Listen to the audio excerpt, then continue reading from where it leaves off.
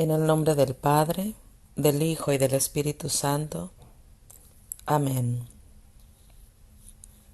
Ven Espíritu Santo, llena los corazones de tus fieles, y enciende en ellos el fuego de tu amor. Envía, Señor, tu Espíritu, y será creada y se renovará la faz de la tierra. Espíritu Santo, ilumina nuestro entendimiento, para que al leer o estudiar la Sagrada Escritura, sintamos la presencia de Dios Padre que se manifiesta a través de tu palabra. Abre nuestro corazón para darnos cuenta del querer de Dios y la manera de hacerlo realidad en nuestras acciones de cada día.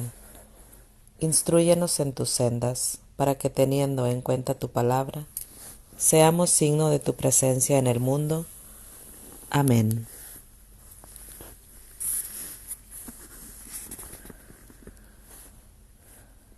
Lectura del primer libro de Crónicas, capítulos 9 y 10. Todos los israelitas estaban registrados en las genealogías e inscritos en el libro de los reyes de Israel. En cuanto a los de Judá, fueron deportados a Babilonia por sus infidelidades de la ley. Los primeros que volvieron a habitar en sus propiedades y ciudades fueron israelitas, sacerdotes, levitas y donados. En Jerusalén habitaron hijos de Judá, hijos de Benjamín, hijos de Efraín y de Manasés. De los hijos de Judá, Utai, hijo de Amihud, hijo de Omri, hijo de Imri, hijo de Bani. De los hijos de Pérez, hijo de Judá. De los selanitas, Asaías, el primogénito, y de sus hijos. De los hijos de Serach, Seuel y sus hermanos, 690. De los hijos de Benjamín, Salú, hijo de Mesulam, hijo de Odavías, hijo de Asenúa, Gimneías, hijo de Jeroham, Elá, hijo de Uzí, hijo de Micri, y Mesulam, hijo de Cefatía, hijo de Reuel, hijo de Gibnías, y sus hermanos, según sus genealogías, 956. Todos estos eran jefes de familias en sus respectivas casas paternas. De los sacerdotes, Jedaías, Jehoyarib, Joaquim, Azarías, hijo de Hilquías, hijo de Mesulam, hijo de Sadoc, hijo de Merayot, hijo de Ahitub, príncipe de la casa de Dios. Adaías, hijo de Jeroham, hijo de Pashur, hijo de Malquías, Asai, hijo de Adiel, hijo de Yaxerá, hijo de Mesulam, hijo de Mesilemit, hijo de Imer, y sus hermanos, jefes de sus casas paternas, 1760 hombres aptos para los ejércitos del culto de la casa de Dios. De los levitas, Semaías, hijo de Jasub, hijo de Azricam, hijo de Hasabías. De los hijos de Merari, Bacbacar, Geras, Galal y Matanías, hijo de Mica, hijo de Sicri, hijo de Asaf. Abdías, hijo de Semaías, hijo de Galal, hijo de Jedutún. Y Berequías, hijo de Asá, hijo de Elcaná, que habitan en los poblados de los netofatíes. Los porteros, Salum, Acub, Talmón, Ahimán y sus hermanos. Salum era el jefe, y están hasta el presente junto a la puerta del rey, al oriente. Estos son los porteros del campamento de los hijos de Leví: Salum, hijo de Coré, hijo de Ebiasaf, hijo de Coré, y sus hermanos los coreitas, de la misma casa paterna, tenían el servicio de culto como guardianes de los umbrales de la tienda, pues sus padres habían tenido a su cargo la guardia de acceso al campamento de Yahvé. Antiguamente, su jefe había sido Finjas, hijo de Eleazar, con el que estaba Yahvé. Zacarías, hijo de Meselemías, era portero de la entrada de la tienda de reunión. El total de esos hombres escogidos para porteros era de 212, y estaban inscritos en sus poblados. David y Samuel, el vidente, los habían establecido en sus cargos permanentemente. Tanto ellos como sus hijos tenían a su cargo las puertas de la casa de Yahvé, la casa de la tienda. Había porteros a los 4 vientos, al oriente, al occidente, al norte y al mediodía. Sus hermanos, que habitaban en poblados, tenían que venir periódicamente a estar con ellos durante 7 días, porque los 4 jefes de los porteros eran permanentes. Algunos levitas estaban al cuidado de las cámaras y de los tesoros de la casa de Dios. Pasaban la noche alrededor de la casa de Dios, pues les incumbía su vigilancia, y tenían las llaves para abrirlas todas las mañanas. Unos tenían el cuidado de los utensilios del culto y los contaban al meterlos y al sacarlos. Otros estaban encargados de los utensilios y de todos los instrumentos del santuario, de la flor de harina, el vino, el aceite, el incienso y los aromas. Pero los que hacían la mezcla para los aromas eran sacerdotes.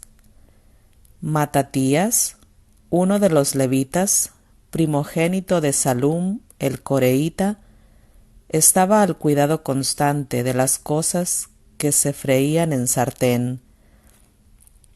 Y entre sus hermanos estaban los hijos de quejatitas, que estaban encargados de poner en fila los panes de cada sábado. Ellos eran también cantores, cabezas de familia de los levitas, y moraban aparte en las habitaciones de la casa, pues se ocupaban de día y de noche en sus ministerios. Estos son, según sus genealogías, los cabezas de familia de los levitas, jefes de sus linajes que habitaban en Jerusalén. En Gabaón vivían el padre de Gabaón, Jeuel, cuya esposa se llamaba Maacá, y su hijo primogénito Abdán, después Sur, Quis, Baal, Ner, Nadab, Gedor, Ahió, Zacarías y Miclot. Miclot engendró a Simán. También estos habitaron en Jerusalén junto a sus hermanos a instigación de estos. Ner fue padre de Quis, este de Saúl, este de Jonatán, Malquisúa, Abinadab e Isbaal. Jonatán fue padre de Meribaal y este de Mica. Mica fue padre de Pitón, Melec, Tacrea y Ahaz. Este fue padre de Yara, este de Alemet, Asmavet y Simri. Este fue padre de Mosa, y este de Bina, este de Refaías, este de Elasa, este de Asel. Asel tuvo 6 hijos, cuyos nombres son Azricam, su primogénito, Ismael, Searías, Obdías y Yanán. Estos fueron los hijos de Asel. Los filisteos pelearon contra Israel. Huyeron los hombres de Israel ante los filisteos y cayeron heridos de muerte en el monte Gelboem. Los filisteos apretaron de cerca a Saúl y a sus hijos y mataron a Jonatán, Abinadab y Malquisúa, hijos de Saúl. El peso de la batalla cargó sobre Saúl. Los arqueros lo descubrieron y fue herido por ellos. Saúl dijo a su escudero: «Saca tu espada y traspásame con ella, no sea que vengan esos incircuncisos y se burlen de mí». Pero el escudero no quiso, pues estaba lleno de temor. Entonces tomó Saúl la espada y se arrojó sobre ella. Viendo el escudero que Saúl había muerto, se arrojó también él sobre su espada y murió. Así murió Saúl con sus 3 hijos, y toda su gente murió juntamente con él. Todos los hombres de Israel que estaban en el valle vieron que las tropas de Israel se daban a la fuga y que Saúl y sus hijos habían muerto. Entonces abandonaron sus ciudades y huyeron.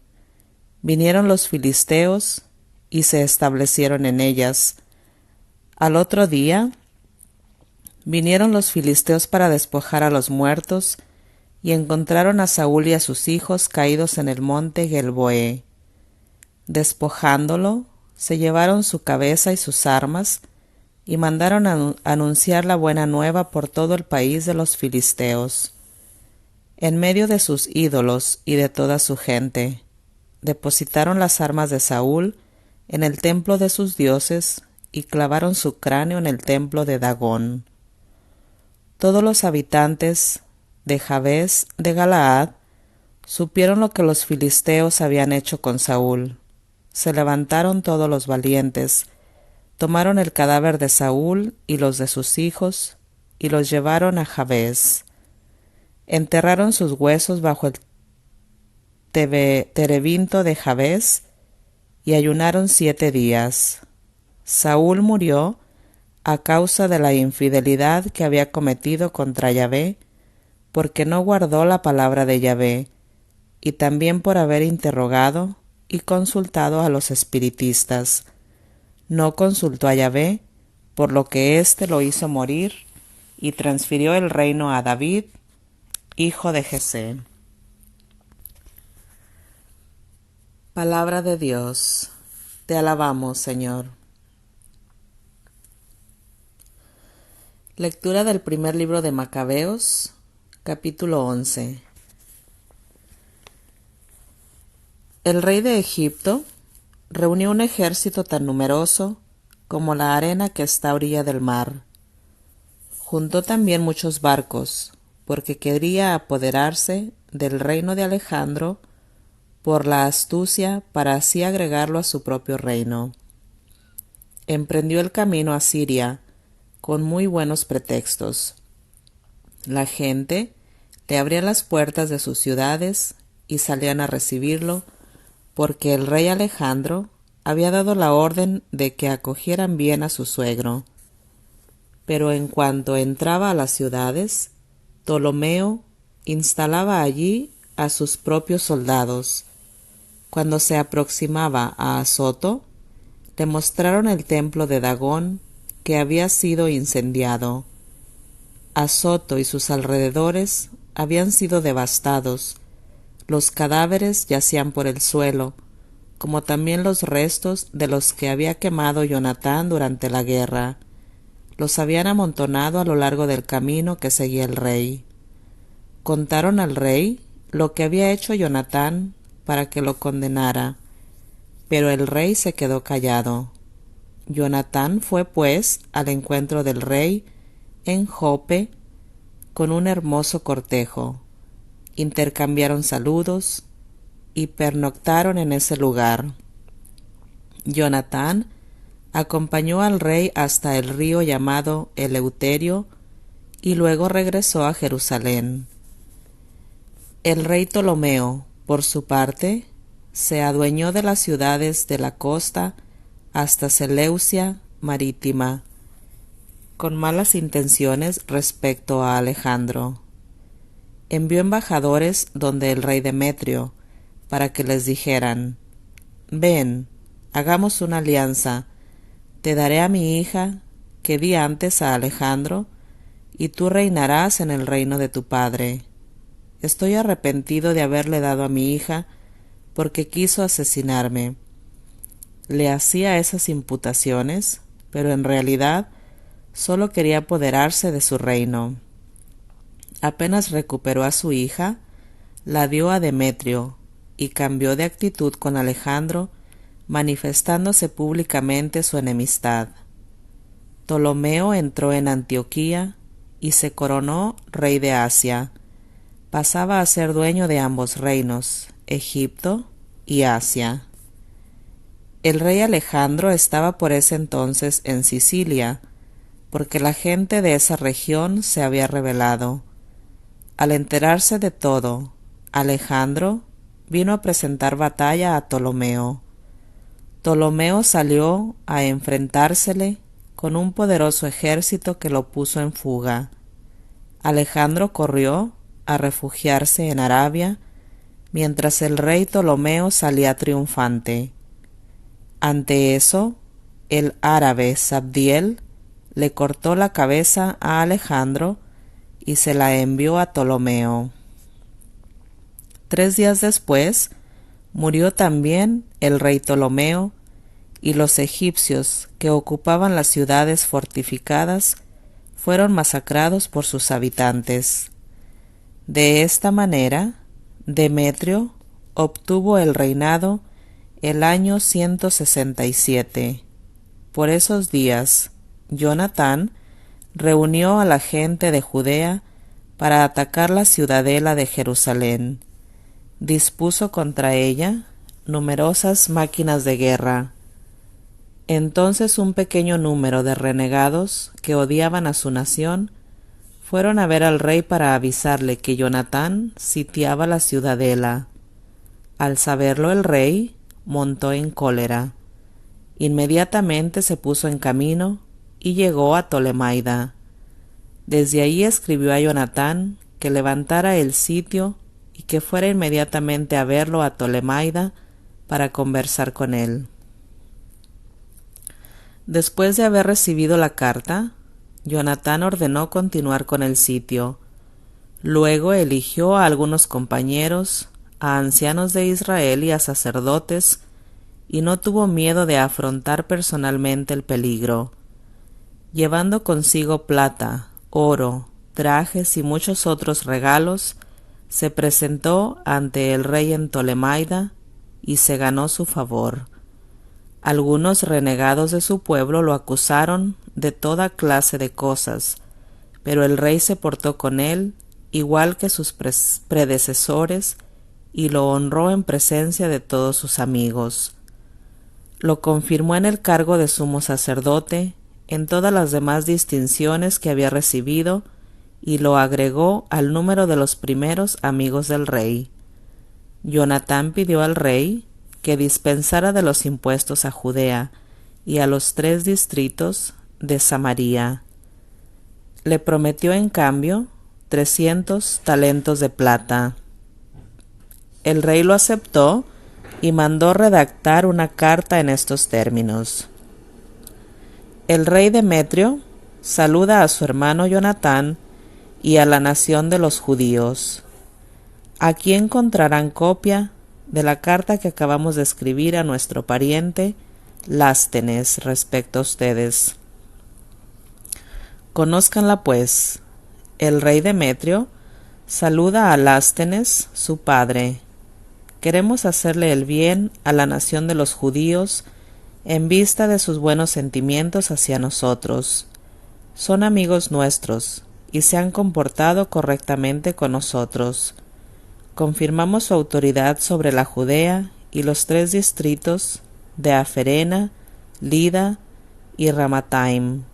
Han sido quitados a Samaria y anexados a Judea, con todos sus alrededores, para beneficiar a todos los que sacrifican en Jerusalén.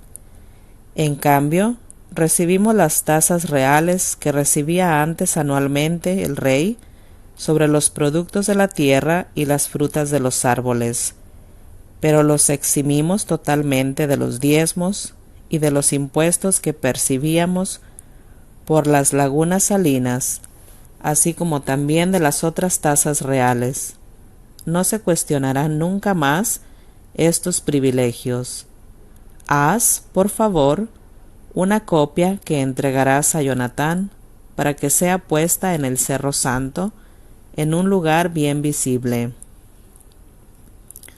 Viendo el rey Demetrio que el país estaba en paz y que no tenía que temer ninguna oposición, disolvió todas sus tropas y cada cual se fue a su casa, con excepción de las tropas extranjeras que había reclutado en las islas. Se atrajo así el odio de todas las tropas que había heredado. Al ver que todo el ejército murmuraba en contra de Demetrio, Trifón, que había pertenecido antes al partido de Alejandro, fue a ver al árabe y Malcué, que educaba a Antíoco, el joven hijo de Alejandro. Lo convenció de que le entregara al niño para hacerlo reinar en lugar de su padre. Le contó todo lo que Demetrio había hecho y el odio de sus tropas contra él, y permaneció allí largos días. Por ese mismo tiempo, Jonatán pidió al rey Demetrio que retirara las tropas de la ciudadela de Jerusalén y de las demás fortalezas, porque estaban siempre en guerra con Israel. Demetrio le mandó esta respuesta: no solo haré eso por ti y por tu nación, sino que te colmaré de honores, como también a tu nación, en cuanto tenga la oportunidad. Pero por ahora harías muy bien mandándome tropas, porque todos mis ejércitos me abandonaron. Jonatán le envió a Antioquía 3,000 de los mejores hombres, y el rey quedó muy feliz al verlos llegar. Cerca de 20,000 habitantes se reunieron en el centro de la ciudad con la intención de dar muerte al rey. Demetrio se refugió en el palacio mientras los habitantes ocupaban las calles de la ciudad y empezaban el ataque. Entonces el rey llamó a los judíos en su ayuda. Se agruparon estos alrededor de él y luego se dispersaron por la ciudad. Mataron ese día cerca de 100,000 hombres, incendiaron la ciudad y juntaron ese día un considerable botín. Salvaron al rey. Cuando los habitantes de la ciudad vieron que los judíos eran dueños de la ciudad, depusieron su entereza y volvieron donde el rey con gritos suplicantes: tiéndenos la mano, y que los judíos dejen de maltratarnos a nosotros y a la ciudad. Depusieron las armas e hicieron la paz. Para los judíos fue un motivo de gran gloria, tanto a los ojos del rey como de los habitantes de su reino. Regresaron luego a Jerusalén llevando un rico botín. El trono de Demetrio se mantuvo firme y el país quedó en paz bajo su autoridad. Pero luego faltó a todas sus promesas. Cambió de actitud con respecto a Jonatán. Se olvidó de los servicios que le había prestado y lo humilló de 1000 maneras. Trifón regresó por ese entonces, trayendo consigo a Antíoco, que todavía era un niño. Lo proclamó rey y le puso la corona. Se le juntaron todas esas tropas que habían sido licenciadas por Demetrio y combatieron a éste, quien salió huyendo y fue derrotado. Trifón se apoderó de los elefantes y ocupó Antioquía. Entonces el joven Antíoco escribió esta carta a Jonatán: Te confirmo en el cargo de sumo sacerdote, te pongo al frente de las 4 provincias y te cuento entre los amigos del rey. Al mismo tiempo le mandó unos vasos de oro, un servicio de mesa con la autorización de beber en una copa de oro, vestirse de púrpura y llevar un broche de oro. A su hermano Simón, por otra parte, lo designó general desde la escala de Tiro hasta las fronteras de Egipto. En vista de eso, salió Jonatán y se puso a recorrer el territorio y las ciudades que estaban más al oeste del río. Todas las tropas de Siria se pusieron a su lado para luchar detrás de él. Llegó a Ascalón, donde los habitantes lo recibieron magníficamente. Desde allí se dirigió a Gaza, pero Gaza le cerró las puertas, la sitió y condenó al fuego y al pillaje sus alrededores.